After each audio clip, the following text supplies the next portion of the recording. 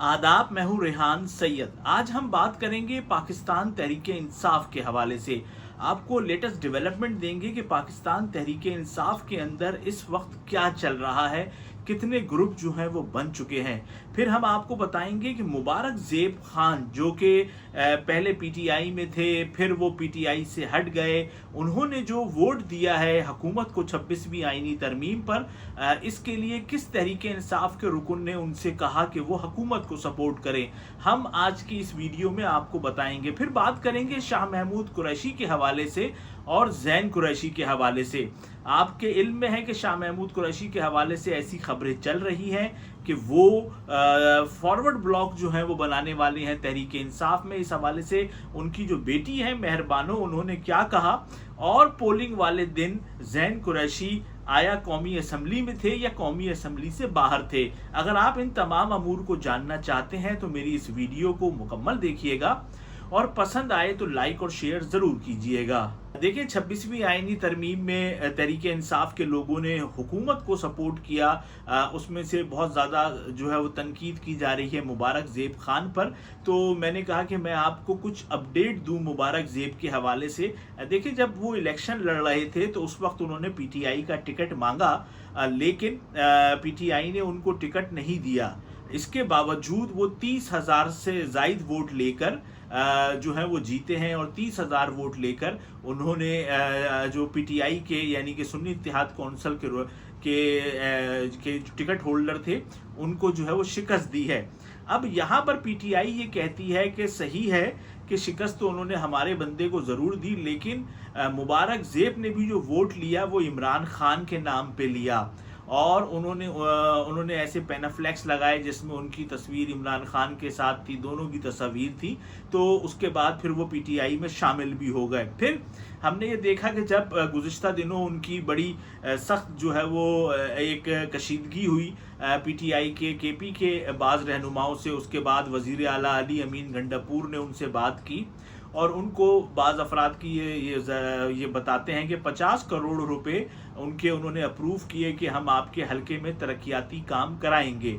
अब ये तो वो वर्जन है जो पीटीआई का एक ग्रुप कहता है कि जी सारे मामलात उनसे तय हो गए थे, लेकिन जुनेद खान साहब जो कि पिछले दिनों हामिद मीर के प्रोग्राम में आए, उन्होंने कहा कि बिल्कुल सही कह रहे हैं कि ये सारे मामलात तय हो गए थे, लेकिन उन्होंने बताया कि मुबारक ज़ेब को पार्टी में वो दोबारा से फाल हुए, मुजाहिरों में भी आए, उनकी वीडियोस भी हैं, सब है, लेकिन उनको जो पीटीआई के बास मौजूदा रहनुमा है वो उनको पसंद नहीं करते थे। इस वजह से उनको जो पीटीआई के एमएनएस का व्हाट्सएप का ग्रुप है उसके अंदर भी उन्होंने बताया है कि उनका नंबर जो है वो शामिल नहीं था, हालांकि वो पीटीआई में शामिल दोबारा हो गए थे। तो ये अंदरूनी मामलात की वजह से मुबारक ज़ेब जो है वो हुकूमत के पास गए और उन्होंने फिर हुकूमत को सपोर्ट किया। अच्छा, ये तो हो गई एक बात। फिर इस वक्त मुबारक ज़ेब को फजलुर रहमान साहब, पीपल्स पार्टी, मुस्लिम लीग नून जो है, एएनपी, ये सब लोग उनको ऑफर कर रहे हैं कि आप हमारी पार्टी में आएँ। गो के इस बारे में तो कोई दो राय नहीं है कि जिन लोगों ने भी हुकूमत को सपोर्ट किया है तो उनको कुछ ना कुछ तो मिला होगा, कहीं ना कहीं कुछ ना कुछ तो उनको मिला होगा, वरना ऐसे कौन जो है वो सपोर्ट करता है। और इस वक्त सबको पता है कि नाम जो है पाकिस्तान में वोट लेने का वो तो इमरान खान है, और जिस दिन भी वो बाहर आएंगे, अगर उनकी तमाम पार्टी के लोग भी उनको छोड़ जाएं तो भी उनकी सेहत पर तो कोई ऐसा असर नहीं पड़ता, जो कि अभी तक हम ट्रेंड देखते आए हैं। क्योंकि उन्होंने पहले पार्टी में कितने लोग गए, सब समझ रहे थे पार्टी ख़त्म हो जाएगी, लेकिन नए लोग आ गए, इमरान खान ने उनके नामों का ऐलान किया और उनमें से बहुत सारे जीत भी गए। अब भी अगर ऐसा होगा, लोग जाएंगे तो इमरान खान किसी और को देंगे, लेकिन ये तो तय है कि जो वोट बैंक है वो तो सिर्फ इमरान खान का है। अच्छा, देखिए, अब बहुत सारी जो सोशल मीडिया पे वीडियोस हैं उसमें ये कहा जा रहा है कि जिन लोगों ने भी पार्टी को छोड़ा है और हुकूमत को सपोर्ट किया है उनको 1 अरब रुपए जो है वो मिले हैं। अब इस बारे में कोई तस्दीक नहीं की जा सकती, लेकिन सोशल मीडिया पे ये बात जो है वो जारी है।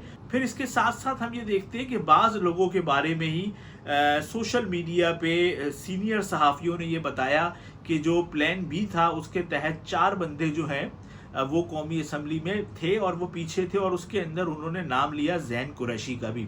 اب زین قریشی کی تو اس حوالے سے تردید کر رہے ہیں، لیکن بعض سینئر رپورٹرز نے جو ہے ان کا نام لیا ہے، گو کہ یہ رپورٹرز جو ہیں وہ انسیت رکھتے ہیں، ذرا سے قربت رکھتے ہیں مسلم لیگ نون سے، لیکن انہوں نے نام لیا ہے۔ پھر جاوید چودھری صاحب نے یہ خبر دی ہے کہ آنے والے دنوں کے اندر شاہ محمود قریشی جو ہے وہ تحریک انصاف میں جو ہے وہ فارورڈ بلاک کے سربراہ ہوں گے۔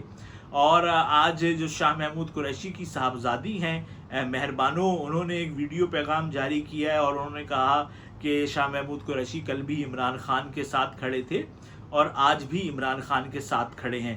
تو یہ ساری باتیں تھی، لیکن دیکھیں شاہ محمود قریشی صاحب ایک بہت سیزنل جو ہے وہ سیاست دان ہیں، اور وہ جس طریقے سے اب تو خیر وہ قربانی دی ہے، کئی مہینوں سے وہ جیل میں ہے، تو یہ کوئی چھوٹی بات نہیں ہے۔ حالانکہ وہ تو بڑے آرام سے باہر آ سکتے تھے اگر وہ ذرا سی بھی ایڈجسٹمنٹ حکومت کے ساتھ کر لیتے، تو حکومت جو ہے وہ تو ان سے معاملات کو سیدھا کرنے کے لیے تیار ہے، یعنی کہ حکومت سے مراد میری اسٹیبلشمنٹ ہے۔ لیکن میں یہ سمجھتا ہوں کہ شاہ محمود قریشی کیونکہ بہت منجھے ہوئے سیاست دان ہیں، تو ان کو بھی اس بات کا اندازہ ہے کہ اس وقت اتنا آسان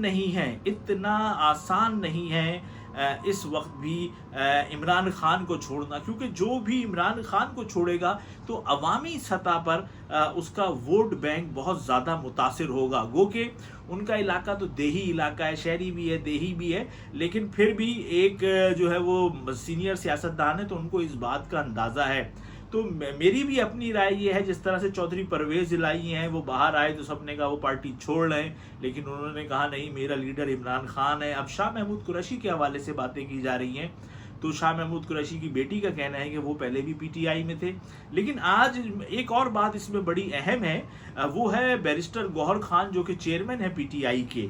انہوں نے حامد میر کے پروگرام میں یہ کہا کہ کلیئر کٹ انہوں نے نہیں کہا کہ زین قریشی وہاں تھے اسمبلی میں یا نہیں تھے، انہوں نے کہا ابھی ہم اس کا جائزہ لے رہے ہیں، ہم اس پر بات کریں گے، یعنی کہ انہوں نے بھی ایک جو ہے وہ شک کی فضا جو ہے وہ برقرار رکھی۔ وہ چاہتے تو معاملہ کلیئر کر سکتے تھے کہ زین قریشی وہاں نہیں تھے، لیکن انہوں نے بولا ابھی کمیٹی بنی ہے، ابھی ہم اس کو دیکھ رہے ہیں، پھر ہم آپ کو جو ہے وہ بتائیں گے۔ تو اس وقت ہم یہ دیکھ رہے ہیں کہ پی ٹی آئی کے اندر جو معاملات ہیں وہ 3-4 گروپوں میں بٹے ہوئے ہیں۔ ایک تو ہے یہ نیا گروپ، اب جس کے اندر چیئرمین ہیں، پھر ان کے ساتھ اور لوگ ہیں، پھر ایک دوسرا ہم دیکھتے ہیں علی امین گنڈا پور، وہ ایک آواز لگاتے، انہوں نے کہا عمران خان کو نہیں رہا کیا تو ہم پاکستان کو جام کر دیں گے، پاکستان کو بلاک کر دیں گے، اور انہوں نے دوبارہ سے یہ بات کی۔ پھر ایک گروپ وہ ہے جو پہلے پی ٹی آئی میں تھا اور پھر چلا گیا چھوڑ کے عمران خان کو، اس کے بعد اب دوبارہ سے ان کی ہمدردیاں جو ہیں وہ عمران خان کے ساتھ ہیں۔ گو کہ عمران خان نے ان کو اپنایا نہیں ہے، لیکن وہ خود سے یہ کہتے ہیں کہ بھائی ہم تو عمران خان کو پسند کرتے ہیں۔ وہ لوگ بھی جو ہے وہ متنازع باتیں کرتے ہیں، ایسی باتیں کرتے ہیں جس سے موجودہ قیادت پر زور پڑے، وہ گندی ہو۔ تو یہ اس طریقے کی 3-4 گروپ ہیں۔ پھر اس کے بعد جو میڈیا سیلوں کا کمال ہے، تو یہ بڑے معاملات ہیں اس وقت پی ٹی آئی میں جو کہ چل رہے ہیں۔ اور دیکھیں دباؤ قبول کرنا یہ کوئی آسان کام نہیں ہے۔ میں ابھی دیکھ رہا تھا بی این پی مینگل کے جو سینیٹر صاحب تھے، انہوں نے کہا کہ مجھے اسے اٹھا لیا اور مجھے انہوں نے اپنے پاس رکھا۔ میں نے ان کو بتایا میں ڈائلیسس کا پیشنٹ ہوں، تو انہوں نے کہا وہ مجھے خود ہی ڈائلیسس کرانے لے کر گئے 2 دفعہ، اور پھر لا کے انہوں نے مجھے چھوڑ دیا۔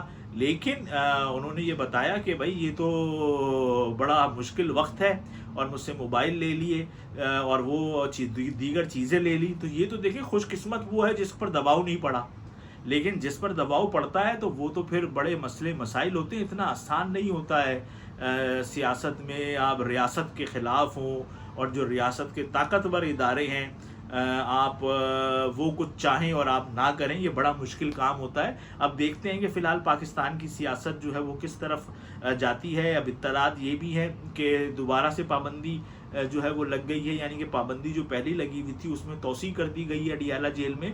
تو ہو سکتا ہے کہ خان صاحب کی ملاقاتیں اپنی پارٹی کے لوگوں کے ساتھ نہ ہوں۔